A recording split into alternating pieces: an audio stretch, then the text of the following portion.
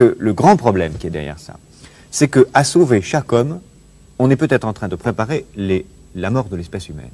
Bon, le fait qu'au lieu de réparer les hommes, on va les produire sains, avec une durée de vie un peu comme les objets, n'est-ce pas? Une lampe, elle a une durée de vie déterminée, qui est sa nécessité économique, ou une télévision, ou un objet de ce genre.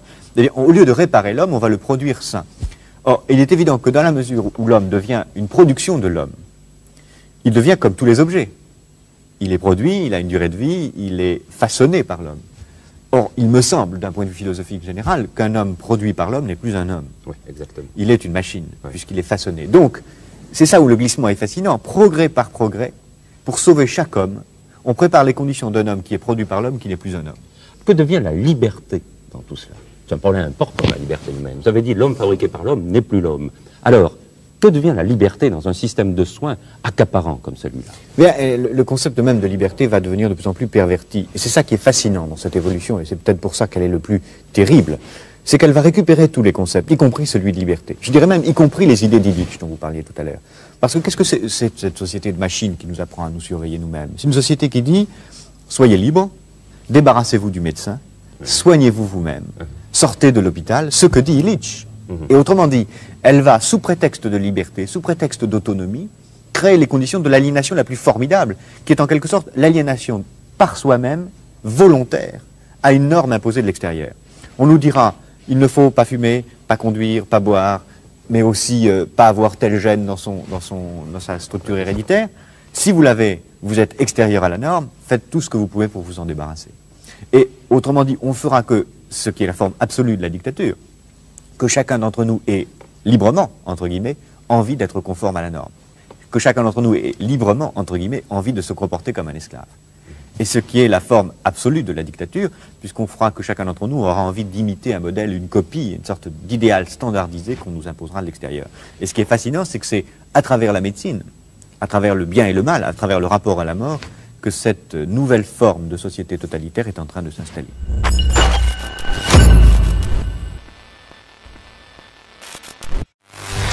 Assalamu alaikum, bonjour à tous, parlons peu, parlons bien, j'espère que vous allez bien. Et oui mes amis, notre bon vieux Jackie, toujours dans les coups les plus foireux, n'empêche que cette vidéo en introduction, vous serez d'accord, est juste une pièce à conviction contre ce corbeau de mauvais augure. On ne peut vraiment pas faire plus clair. En bref, me revoilà donc mes amis pour une nouvelle vidéo sur le sujet dont il ne faut apparemment pas parler. Le sujet sur lequel il faut absolument avoir le même avis que tout le monde, au risque de se faire traiter de personne qui se prend pour un médecin ou un chercheur et j'en passe.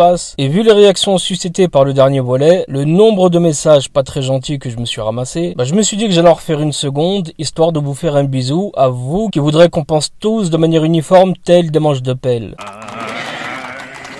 Également, nous allons parler d'une vidéo sur laquelle je suis tombé ces derniers jours, d'une chaîne que je croyais être une chaîne pour les musulmans et par des musulmans. Vous savez mes amis, une expression dit que c'est dans les temps difficiles que l'on voit émerger les hommes intègres. Mais force est de constater que ce qui émerge partout autour de nous en ce moment, c'est surtout des pleutres morts de trouille qui se sentent seuls, avec pour seule croyance la peur de l'être humain. Alhamdulillah, Allah subhanahu wa ta'ala dévoile toujours les hypocrites. Mes amis, suivez bien ce que je vais vous dire dans cette vidéo, car vous allez avoir une explication du pourquoi tous ces trouillards suivent aussi facilement les ordres donnés par les trompeurs en haut lieu. Cela concerne tous les corps de métier qui accepteront de mettre en application ce que l'État envisage pour faire plier de force la population. Revenons à l'allocution de ce pantin remonté comme un réveil. En 10 minutes de baliverne, les prises de rendez-vous repartaient à la hausse dès le lendemain, avec une estimation de pas loin de 4 millions de piccinés en plus en l'espace de quelques semaines.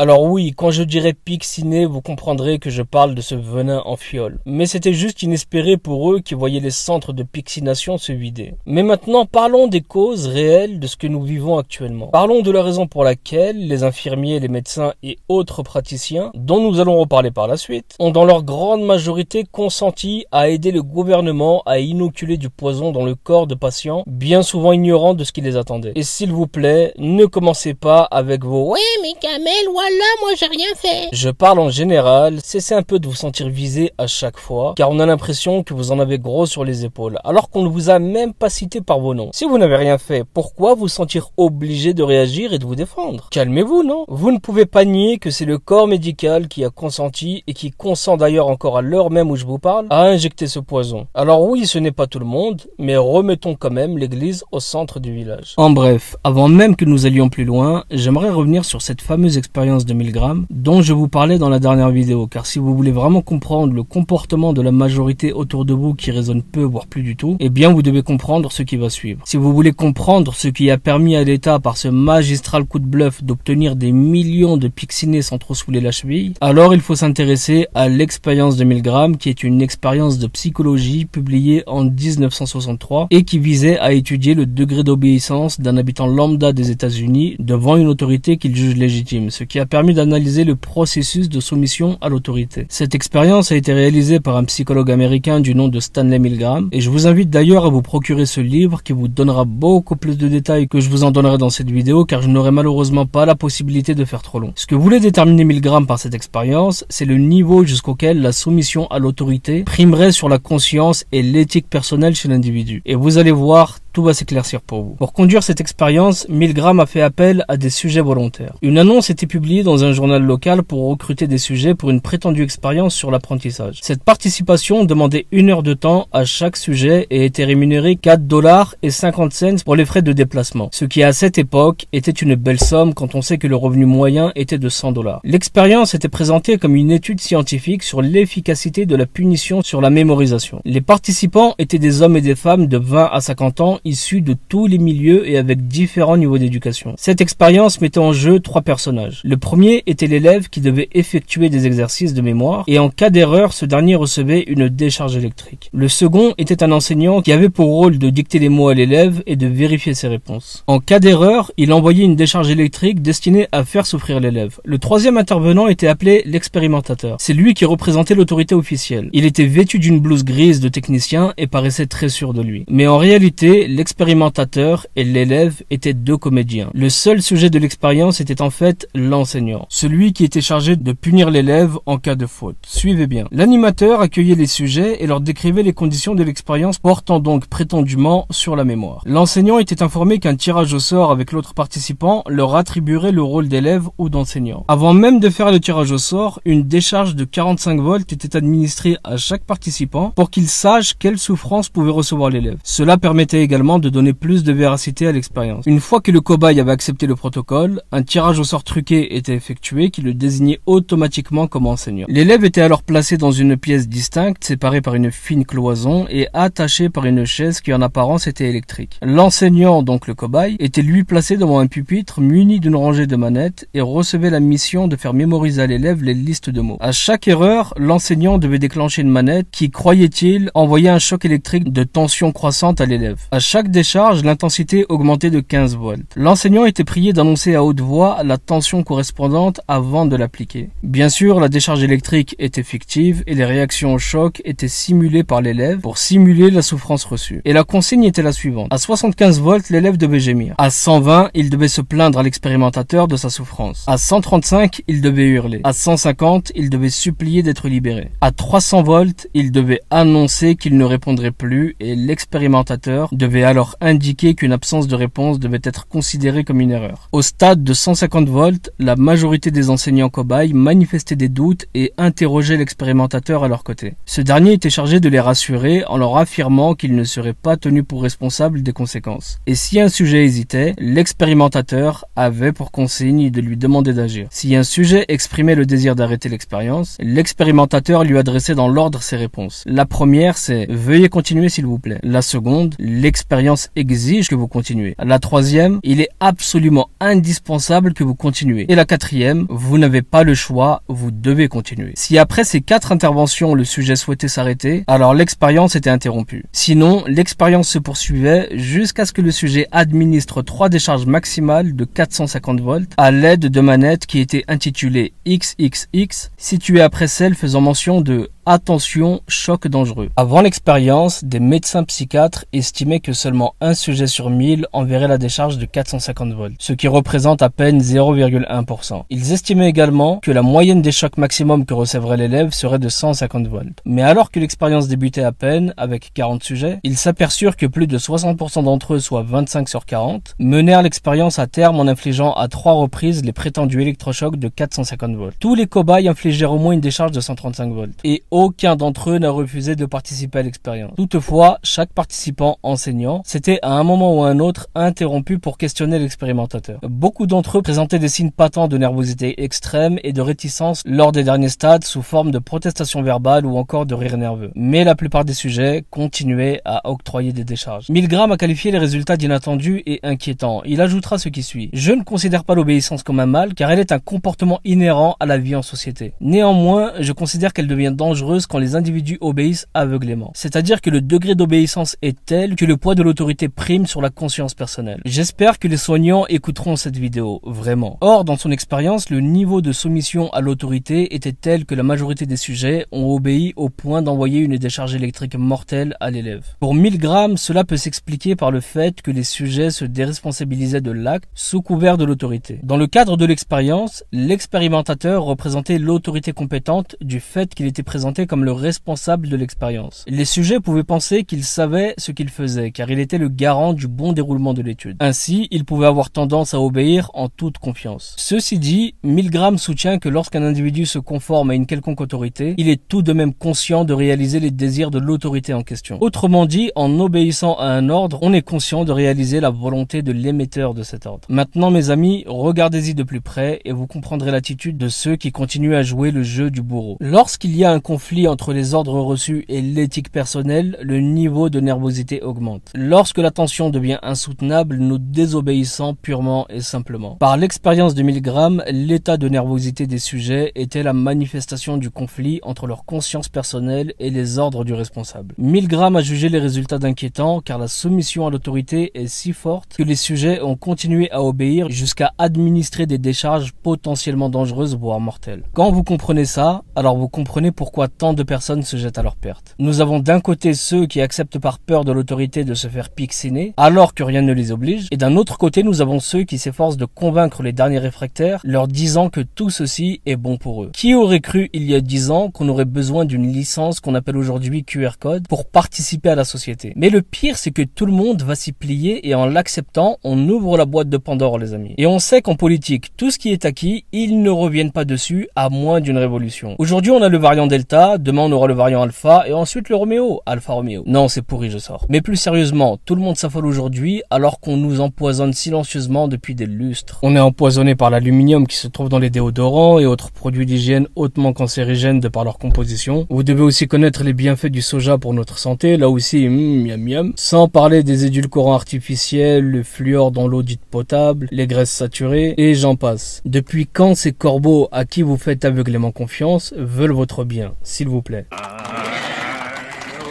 Mais aujourd'hui, parce qu'on vous annonce un Covid fabriqué je ne sais où et diffusé délibérément dans la nature, là tout le monde s'affole. Ce qui me surprend le plus, c'est la fragilité des gens. C'est le manque de courage ambiant. Cette façon de se plier face à cette pseudo-autorité. Toute cette facilité à dire oui parce que la vérité, c'est que vous avez peur de subir ne serait-ce qu'une journée de désagrément. Ne serait-ce qu'une journée hors de votre petit confort. Et le pire, c'est que tout ça, nous le transmettons à nos enfants qui n'apprendront de nous que la lâcheté et la peur en toutes circonstances. C'est vraiment dramatique ce qui se passe. Une célèbre citation qui a été attribuée à Ibn Khaldoun dit ce qui suit. Les temps difficiles créent des hommes forts. Les hommes forts créent des périodes de paix. Les périodes de paix créent des hommes faibles. Et les hommes faibles créent des temps difficiles. Une citation plus que d'actualité. J'avais posté un message sur Instagram et je vous invite d'ailleurs à rejoindre Insta pour ceux qui n'y sont pas car j'y fais régulièrement des lives, ce qui permet d'échanger entre nous de manière assez fluide. Mais donc j'avais posté ce message pour mettre le doigt sur quelque chose d'intéressant dont nous allons parler car beaucoup depuis le début de cette crise entreprises voient les soignants comme des grands sauveurs. Mais en fait, quand on les regarde de plus près, c'est pas tout à fait l'image d'Épinal qu'on s'imagine. On peut sans aucun problème calquer sur eux l'expérience de Milgram. Alors bien sûr et avant toute chose, j'aimerais s'il vous plaît que vous compreniez que je n'englobe pas tout le monde. Je suis convaincu qu'il y a beaucoup de médecins intègres qui se battent aujourd'hui encore contre ce grand mensonge. Ces gens-là, nous les voyons dans la rue, parfois sur les plateaux télé quand un inconscient décide de leur donner la parole. Il y a également beaucoup de grands médecins, des chercheurs, des virologues qui ont très tôt alerté sur cette mascarade et ce n'est pas moi qui balayera tout ça d'un revers. Mais mes chers amis, nous sommes d'accord qu'il y a aussi les autres. Et pour moi les autres,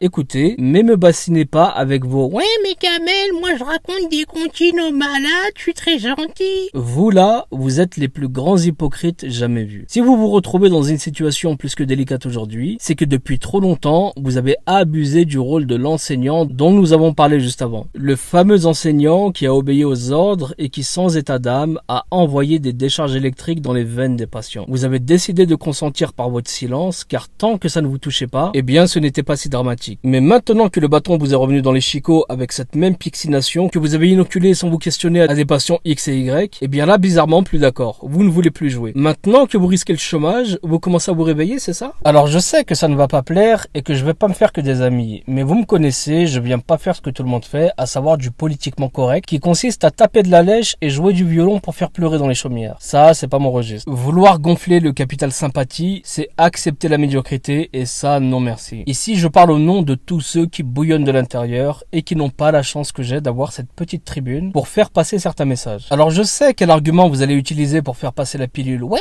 mais Kamel, c'est pas le moment de nous diviser, unissons nos forces. Bien sûr, t'as raison, je vais t'envoyer de la force, bouge pas. Laissez vos émotions de côté et parlons avec de la logique. Je m'adresse aux soignants. Dites-moi pourquoi aujourd'hui vous refusez le vaccin. Ne vous embêtez pas, je vais vous dire pourquoi. Vous le refusez car vous savez comme personne qu'il est néfaste. Donc sans même vous poser la question aujourd'hui, on connaît votre réponse, rien qu'à l'état d'affolement dans lequel vous êtes. Vous savez mieux que personne que ce Pixin n'en est pas un. La base de données de la pharmacovigilance européenne indique que depuis le début de la campagne de pixination, il y aurait eu plus de 15 000 morts. Donc on se doute que vous ne voulez pas être des cobayes, des rats de laboratoire. Et cette même logique voudrait que si vous étiez convaincu que ce Pixin était bénéfique pour votre santé et qu'il pouvait réellement vous protéger d'un virus X ou Y, eh bien vous le feriez sans même discuter. Or, ce que l'on constate, c'est que vous êtes pétrifié face à un choix comme vous en avez certainement jamais eu à faire jusque-là. Et ce choix est celui de choisir entre le licenciement ou je vous laisse nous dire ce qui vous fait en craindre. Ça nous intéresse grandement, croyez-moi. Ceci étant dit, la question qu'une personne dotée de bon sens se poserait, c'est pourquoi les soignants ont fermé les yeux sur quelque chose de dangereux. L'injectant à qui voulait bien tendre le bras. Des personnes parmi lesquelles des gens du 3e âge qui, on le sait, s'accrochant à la vie et face à une grosse campagne de peur, n'ont eu aucun mal à donner leur accord, leur consentement. Et ce choix qui s'est fait par la peur était donc irrationnel. Les médecins savaient que la propagande télévisée visait uniquement à accélérer le consentement des gens par cette peur, pour les défaire plus rapidement du discernement et donc d'avoir ce consentement bien plus facilement et plus rapidement. Et ceux qui ne consentaient pas subissaient alors un odieux chantage de la part du corps médical et ça aussi vous ne pourrez jamais le nier. Je vous invite à mettre une arme sur la tempe de quelqu'un et vous comprendrez alors le sens du mot coopération. Je schématise mais on se comprend. Encore une fois, tout le monde n'est pas concerné, mais pour ceux qui le sont, vous devez entendre ces mots. Ayez honte de ce que vous avez fait. Vous êtes tous sauf des gens intègres. Vous êtes dénués de toute forme d'empathie et d'éthique. Alors moi je veux bien faire comme la masse et donner de la force aux soignants, mais aux plus intègres seulement. Je ne donnerai jamais cette force à des personnes qui par fourberie incitaient les gens à se faire piquer avec toujours le même argument. Moi je l'ai fait le Pixin et tout va bien. Sombre menteur que vous êtes. Certains vous diront: mais on n'a pas laissé le choix aux patients. Nos directions ont joué la carte du chantage avec les familles. Et j'en passe et j'en passe. Raison de plus pour que le personnel soignant fasse bloc face à des personnes piégées seules entre le marteau et l'enclume. Vous étiez le dernier rempart entre cette industrie mortifère et ces pauvres naïfs qui ne savaient pas un instant qu'ils allaient droit à la morgue. Vous auriez pu faire valoir votre droit de retrait, vous mettre en arrêt maladie. La période était plus que propice pour demander un peu de repos. Mais au moins, vous n'auriez pas contribué à tout ce malheur. La déontologie, ça vous parle encore? Ou bien vous faites ça entre des frites au McDo et vos études de vendeuse? Vous n'avez aucun argument à avancer. Vous avez accepté d'injecter pour ne pas perdre vos postes. Donc, pour garder vos postes, vous étiez prêt à tuer. En gros, entre vos salaires et la vie qui n'a pas de prix, vous n'avez pas réfléchi longtemps. Et je sais que vous n'allez pas aimer tout ce que je suis en train de vous dire. Et tout ça va se convertir en toutes sortes d'invectives qui me seront encore adressées. Mais sachez que je m'en tape royalement. Ce que les gens ne veulent pas vous dire, c'est ça. Vous n'êtes que des petits carriéristes nombrilistes qui ne voyaient la vie que par le prisme de votre petit confort personnel. Vous auriez pu alerter les familles sur les réseaux sociaux car vous aviez une légitimité dans tout ce bazar. Votre parole avait du poids. Prévenir ceux qui avaient des parents hospitalisés ou en EHPAD était une responsabilité que vous aviez. Des personnes âgées qui pour beaucoup allaient très bien jusqu'à l'injection et on apprend quelques jours après un décès dans des conditions mystérieuses. Au lieu de ça, on avait droit à des vidéos tous les 4 matins d'aides-soignantes qui se prenaient pour des chirurgiennes de haut vol et qui venaient nous bassiner pour nous dire: S'il vous plaît, les gens, restez chez vous, on n'en peut plus. Aidez-nous en restant chez vous et en applaudissant à 20h. C'est bon quoi, on est surboqués.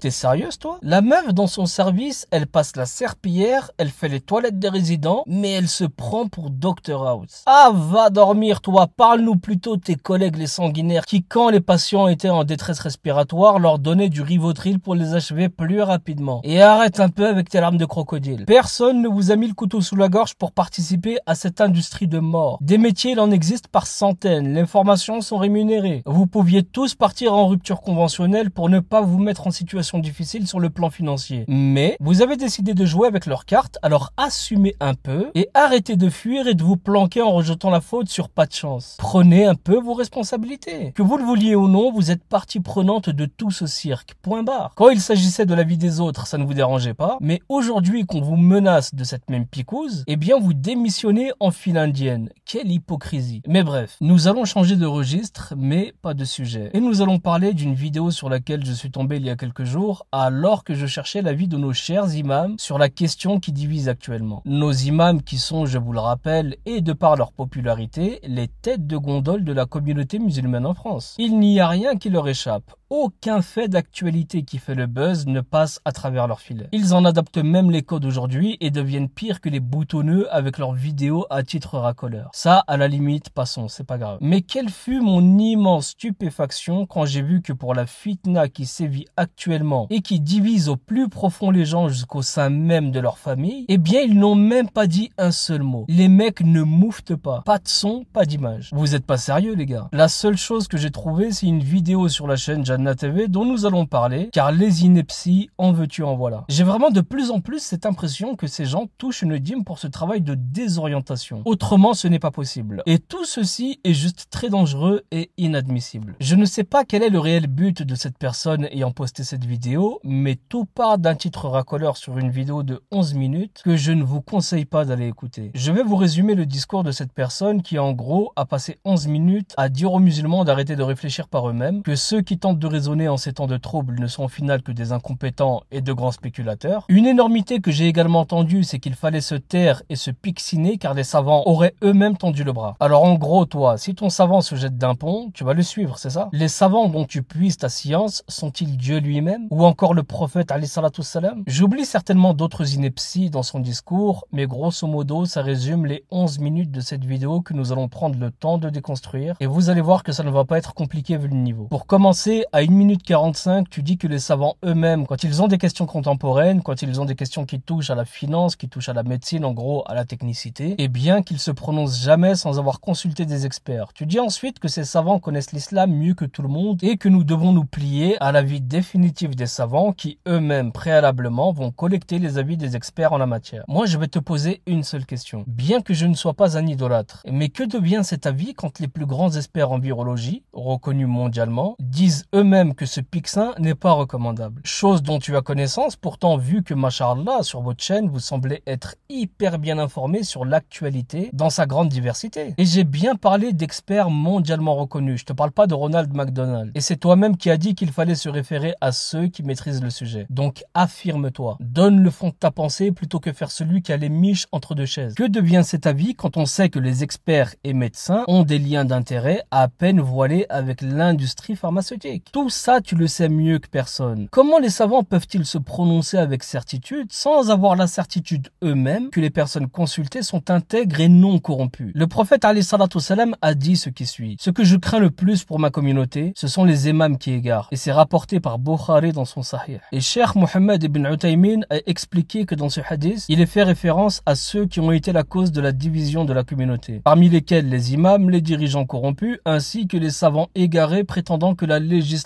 d'Allah est avec eux. Alors comprenez-moi bien, je ne dis pas que tel ou tel savant est un égaré, attention, à mon niveau je ne me le permettrai jamais. Mais on sait que la grande majorité des savants intègres sont soit morts ou enfermés à l'heure où je vous parle. Donc on met tout sur la table et pas seulement ce qui nous arrange. Ensuite, à partir de la 6e minute, je crois que c'est le florilège. Tu cites un hadith prophétique dans lequel le prophète alayhi salatu wassalam dit qu'il suffit à l'homme de répéter ce qu'il entend pour qu'il soit considéré comme un menteur, ce qui est tout à fait vrai et authentique. À partir de là, tu invites de manière claire les gens à se taire plutôt que parler sans connaissance sur le sujet du moment. Mais comment peux-tu te permettre de sous-entendre que les gens sont des adolescents de 14 ans qui passent leur journée à recevoir des informations sur les réseaux sociaux et qu'ils repartagent bêtement sans réfléchir? Actuellement, les gens se renseignent, les gens analysent, les gens font attention à là où ils mettent les pieds et alhamdulillah qu'ils n'acquiescent pas tels des soumis. Et je les encourage vivement à ne pas relâcher. Allah subhanahu wa ta'ala nous a dit dans la sourate Les Poètes, versets 151 et 152, « N'obéissez pas à l'ordre des outranciers qui sèment le désordre sur la terre et n'améliorent rien. » Tu vas me dire, ok, alors toi tu n'obéis pas au gouvernement? Je te mentirais si je te disais que non. Mais ce qui est certain, et je prends Allah à témoin, c'est que je ne courbe pas l'échine quand je sais que ça va à l'encontre des prescriptions divines. Je ne me mettrai jamais à plat ventre comme tu le fais. Tu demandes aux gens de se taire, mais tu ne sais même pas toi-même de quoi tu parles. Est-ce pour autant que tu as retenu ta langue? Non. Tu démarres ta vidéo en disant que pour toi, c'est ni oui ni non. Et qu'il faut placer sa confiance entre les mains des experts. Ça, c'est nouveau ça. Déjà, on voit en qui tu crois. Mais pourquoi pas? Tu poursuis en incitant les gens à se picsiner sous prétexte que les savants y seraient passés. Tu deviens déjà un peu moins impartial. Pire encore, à partir de 7 minutes 50, et là je crois franchement que tu devrais réécouter tes audios avant de les diffuser, car c'est du grand n'importe quoi. Tu dis aux gens de se taire. Rappelle-toi que juste avant, tu mettais en avant l'argument des savants pixinés, ce qui nous confirme que tu as un parti pris. Et à partir de 7 minutes 50, tu vas dire ce qui suit. À cause de vous, une personne ne se vaccine pas et elle peut tomber malade et peut-être elle meurt. Peut-être que vous en serez responsable devant Allah. Et tu poursuis en disant, et l'inverse aussi. Peut-être que vous allez inciter quelqu'un à se vacciner, mais vous n'avez pas les tenants et les aboutissants de ce vaccin, et peut-être qu'à cause de votre incitation à ce vaccin, vous allez peut-être l'emmener à mourir. Je sais pas si tu te rends compte de la contradiction que tu sers à ton auditoire qui apparemment n'y voit que des étincelles de briquet usé, mais c'est juste magistral. Tu sens que tu as fait une boulette et tu ajouteras derrière, moi je ne suis pas médecin et je ne suis pas compétent. Je ne suis pas en mesure de vous dire s'il faut se picsiner ou pas. Et même moi, je ne sais pas si je vais me picsiner ou pas. La seule chose que je peux vous dire, c'est qu'il faut qu'on se taise. Mais pourquoi tu la boucles pas toi le premier dans ce cas? Je vais récapituler car je suis sûr que ceux qui écoutent sont largués tellement t'es flou. Donc tu démarres ta vidéo en disant pour moi le vaccin c'est ni oui ni non. Donc on est d'accord, tu pars impartial, très bien. Ensuite, tu dis qu'il faut placer sa confiance entre les mains des experts. Ces mêmes experts parmi lesquels le grand druide de l'IHU de Marseille qui dit aux gens surtout pas de pixin. Donc la question de l'expert elle est vite répondue. À cet instant, on sent déjà de quel côté tu penches. Tu enfonces le clou juste derrière en mettant en avant la pixination des savants. Donc en gros, tu dis aux gens, regardez nos savants sont pixinés, donc allons-y nous aussi, main dans la main. Autrement, où est l'intérêt de les mentionner? Et là, le couscous sur la Marne, tu culpabilises les gens en mode, si vous incitez les autres à ne pas faire le pixin, alors vous êtes responsable de leur perte. Et tu poursuis en roue libre. Et là, tu te grilles définitivement quand tu dis qu'en incitant quelqu'un à ne pas se faire pixiner, on peut aussi se rendre coupable de sa mort. Donc petit peureux, tu sais qu'il existe cette éventualité et tu en es tellement persuadé que tu en bégayes juste derrière et sentant que tu as fait une connerie, tu tentes de te défaire du piège à con en disant que tu n'es pas médecin. Et à cet instant, tu oublies ta règle d'or avec laquelle tu as débarqué et qu'apparemment tu ne t'appliques même pas à toi-même, qui est de la mettre en veilleuse quand on ne sait pas. Tu l'as dit toi-même, tu n'es pas médecin. Donc,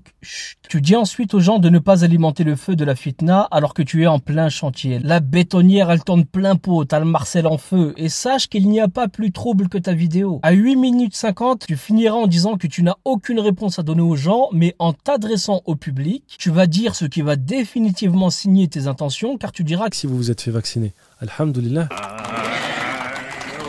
Si les gens se sont fait picciner, alhamdulillah, subhanallah. Regardez avec quelle facilité Allah subhanahu wa ta'ala dévoile ces hypocrites. En 11 minutes, tu nous as fait 3 loopings et une danse du ventre pour endormir les gens. Mais tu as surtout donné ta position de manière très claire, toi qui disais être ni oui ni non. Sérieusement, vends ton micro et va faire de la mécanique. Va changer des filtres à huile et faire des vidanges. Il y a Noroto qui recrute toute l'année et ils sont pas exigeants d'un point de vue compétence, tu verras. Et en plus, avec les arguments qui sont orientés sur la peur des gens, tu n'auras aucun mal à convaincre des clients de changer des pièces sur leur voiture qu'ils n'ont même pas à l'être. C'est leur spécialité chez eux. Tu verras, tu vas t'y plaire parce que là, à part égarer les gens, tu ne fais rien. Tu ne maîtrises pas le sujet et tu fais juste de l'aquaventre en slip de bain. Si quelqu'un trouve du sens à tout ce mandarin de l'époque préhistorique, alors venez m'expliquer, car pour moi, cette vidéo est un non-sens complet. En fait, il suffit d'avoir une bibliothèque de livres en arrière-plan pour pouvoir se permettre de venir dire aux gens de se la fermer et jouer les savants. T'es sérieux, toi? Tu penses vraiment que la bibliothèque te confère le droit de nous dire, de nous taire? Wallah, les gars, redescendez un peu de vos bananiers et arrêtez de prendre les gens de haut. Cette ostentation à travers l'étalage des connaissances que vous n'avez manifestement pas doit cesser, car la responsabilité est trop grande pour vos petites épaules. Prends ces paroles comme tu l'entends. Tu racontes des bêtises en public, donc il faut les déconstruire en public. Pour bien faire, il aurait été préférable que tu te taises le premier plutôt que venir nous dire que tu as les miches entre deux chaises, chose qu'on a bien comprise. Vous n'avez aucun courage, tous peur de perdre vos chaînes. Perso, il me la saute, je reviendrai et je recommencerai. J'en suis à ma 3e chaîne et ça ne me fait ni chaud ni froid de recommencer encore et encore. Ce que veulent ces gens, c'est pas forcément nous picciner, mais nous contrôler et nous réguler tous autant que nous sommes. Il suffit de s'informer à mesure raisonnable pour comprendre les choses. En ce qui me concerne, vous pouvez dire Imam 2.0, mais sachez que je suis loin d'être le meilleur, mais je suis aussi loin d'être le dernier. Je m'exprime jamais ouvertement sur le Coran en brut car je ne suis pas compétent pour. Et je le reconnais. Je suis moi-même en apprentissage. Je suis un assoiffé de connaissances sur ma religion. Je ne prétendrai jamais de tenir une science car je sais que ça demande bien souvent une vie entière pour espérer détenir un grain de sable dans le désert de connaissances à côté de ce que c'est notre créateur Azza wa Jal. Donc je ne permettrai jamais de jeter mes frères et sœurs dans le feu ardent sous prétexte d'avoir une bibliothèque de livres en arrière-plan et de suivre des savants qui se plient aux injonctions de leur gouverneur. Votre problème à vous, c'est que vous êtes à voile et à vapeur. Vous allez toujours dans le sens du vent. Si la majorité était contre, eh bien vous seriez contre également, car vous n'avez aucune morale. Les imams actuellement nous en font une belle démonstration, mais tôt ou tard, wallahi al-adim, que vous rendrez des comptes devant Allah pour votre silence et votre complicité. Profitez bien du temps qu'il vous reste. Je vais m'arrêter ici et laisser ce sujet à ceux qui veulent tirer sur la corde. Moi, personnellement, je pense en avoir fait le tour et je vais passer à autre chose. Si je reste, je risque de m'improviser médecin comme d'autres et ça, mes amis, on va éviter. Mes frères et sœurs, ayez toujours en tête l'expérience de 1000 grammes avant d'écouter n'importe quel Pékin qui vous dira quoi faire de votre santé. Je vous souhaite à tous beaucoup de courage. Soyez patients, mes frères. Ne prenez aucune décision que vous pourriez regretter amèrement. Apprenez à être patient et faites confiance à Allah. Soyez courageux, les frères et sœurs. Je vous dis à très bientôt pour une nouvelle vidéo. Prenez tous soin de vous et de vos proches. Assalamu alaikum, paix sur vous.